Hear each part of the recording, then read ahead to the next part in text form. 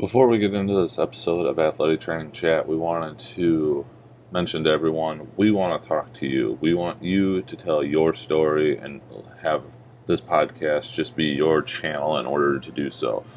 We're totally open to whatever it is you want to talk about, what your story might be, but we just want to give an avenue for you to share that. If you're interested in doing that or think you have a unique story to tell, please just get a hold of us, ATC at athletictrainingchat.com or through any of our social media things. We are fully open to whatever you want to talk about other than the 5 questions we like to ask at the end of each episode. So if you're interested in being on the podcast, please don't hesitate to contact us.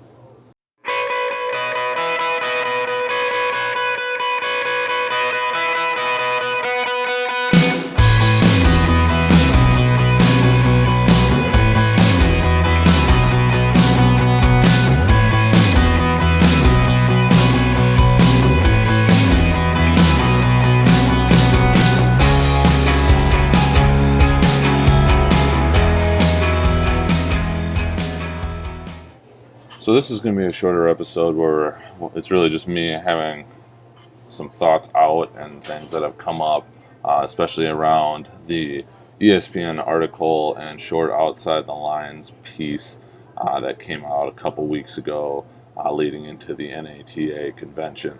The gist of the article and the video, if you haven't seen it or haven't heard it, which we'll link up on the website, so athletictrainingchat.com, and the post in regards to this video / podcast. We'll also have it in the show notes, so check that out as well.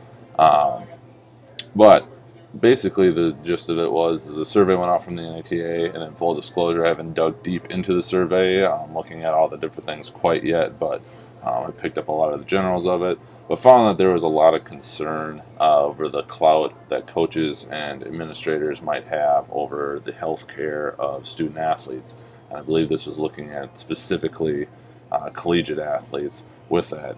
Just to kind of get into some of this, the numbers with it, I think Murphy Grant of Kansas, a former boss of mine, and our NATA president and head of sports medicine at Northwestern, Tori Lindley, did a fantastic job in the piece relaying what needs to be looked at in terms of athletic training, in athletics, the medical model, so on and so forth. But really what they found in the big numbers that ESPN presented was 19% of respondents said that a coach played an athlete against medical advice or if they were ruled medically out. 36% felt that a coach had influence over the hiring or firing of medical staff. This is something that most people, I think, can relate to in some form or the other, where a coach might want to bring their person or they just don't like someone that could potentially present an issue. 58% felt pressured to make a decision by coaches and administrators in regards to the medical health of a student athlete. 24% feel they did not have medical autonomy, so even though they are in that medical role, they were not able to make the choice that they thought would be really the best in the welfare of the student athlete. And then 50% said they served in what is deemed as the medical model.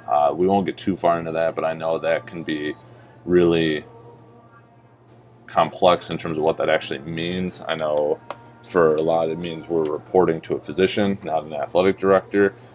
Some can take it further, as this story kind of stemmed off of the University of Kansas. This whole sports medicine staff and strength and conditioning staff moving out from underneath Kansas athletics on payroll and over to the University of Kansas health system. So there is only direct reporting through the medical side. Apologies for the short interruption. But from there, you can also see in some cases where, in our instance, like we are still housed underneath the athletics department, and I do report to the athletics director, but we have placed our team physician on the org chart at the same level as our athletics director, and so we have it split with me underneath, looking at all medical reporting and medical care being reported to our team physician, whereas the administrative budget, things like that, are reported over to the athletics director. So the medical model can get really interesting with that, and what is truly defined by it. I know there's other Division III schools that have had to go to the medical model for funding of the athletic trainers, where they're funded through a hospital or a clinic and serve the athletics department. So it has happened there as well, intentionally or just because that's how it happened to work out. Uh, it's interesting in how all this plays out. It's hard for me to relate to it completely because I think we're very fortunate where I am. We don't have what I would deem pressure. I think we have questions, but does that necessarily mean that they're pressuring to make decisions? And that's one that it's in the eye of the beholder on what that truly defines.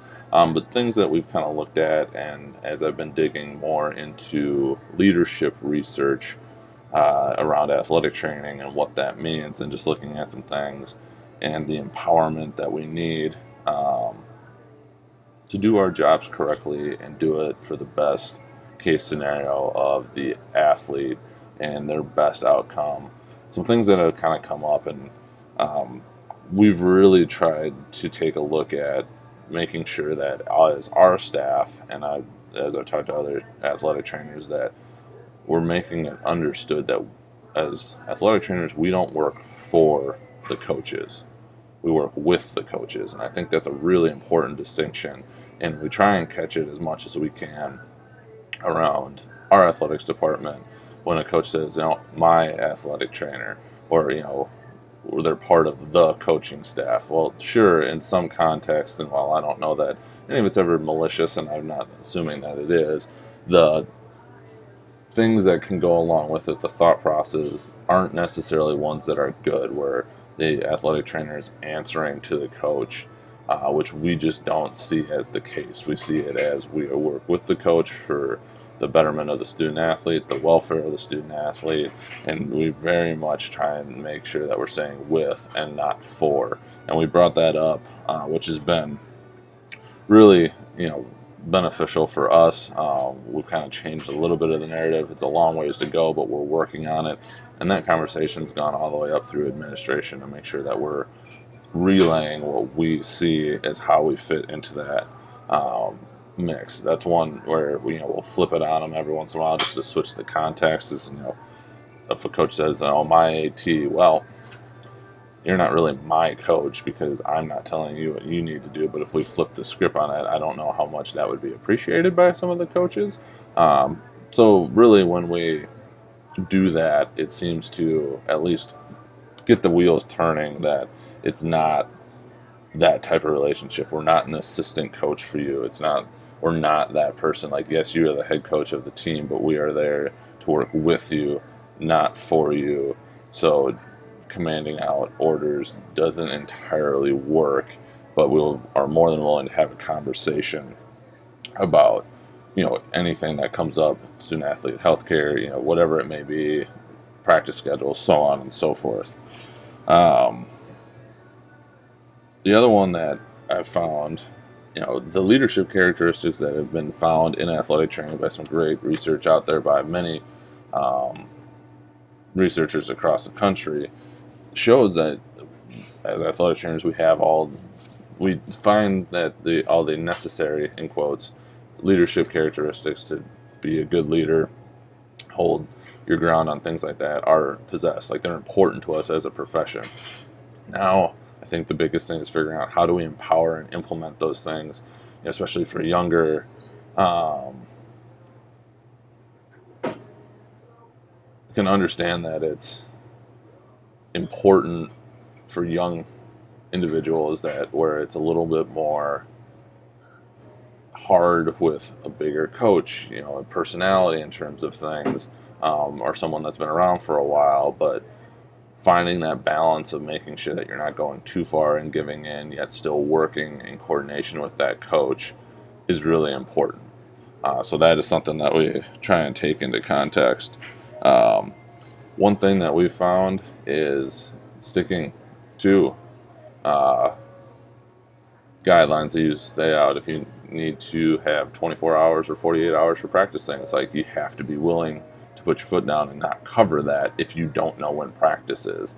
if you've done a reasonable job of trying to ask for it so you can plan your life around it.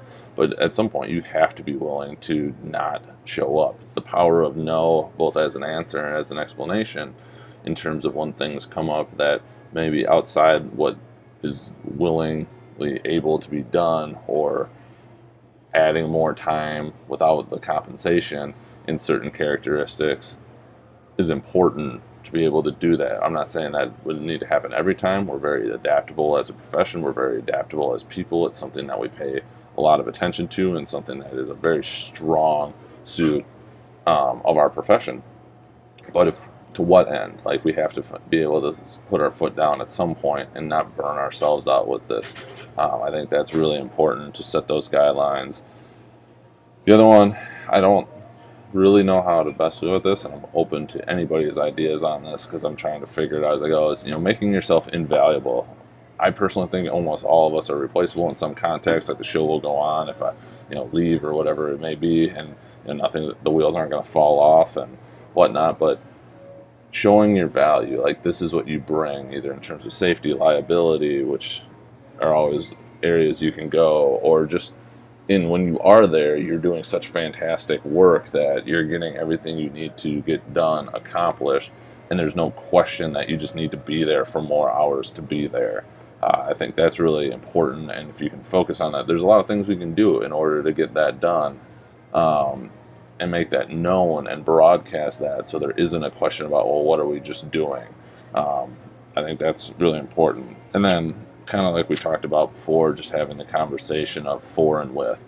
I think it's an awkward conversation, but it's one that if we want to get out from coaches who think that we work for them and that this is what it is, you have to have that conversation and just make it known. That's like, hey, I don't work for you. I will work with you to do this. That doesn't mean we have to fight on every single thing. That doesn't mean we're not going to listen to each other, but we have to understand that this is a professional relationship, not one where I'm your assistant and you are just leading this entire thing. I think that helps empower a lot, especially when it comes to changes in schedules or things or requests that just aren't feasible to get done. Totally open to more conversation on this. I would love for people to get on the different social media things and have any comments on this, start a discussion, questions. This is something that I'm going to continue to dive into as I work through some of my own schooling around it. But I think it's a big shift, and this ESPN article put a big spotlight on it. And I think that's something that as a profession, if we can keep going and developing and working on getting better at this in terms of just making it more known and helping empower each other, especially young athletic trainers, to put their foot down per se when they need to and stand up for what they're trying to do, I think it'll do nothing but help the profession as we continue to grow. Reach out to us. Love to hear any comments. Again, if you want to ever be on the podcast, please reach out. We're going to start reaching out to a bunch of people. It's whatever topic you want to talk about, or story, or idea that you have around athletic training. All we ask is you answer the 5 questions at the end. Hope everybody has a great weekend, and we will talk to you soon.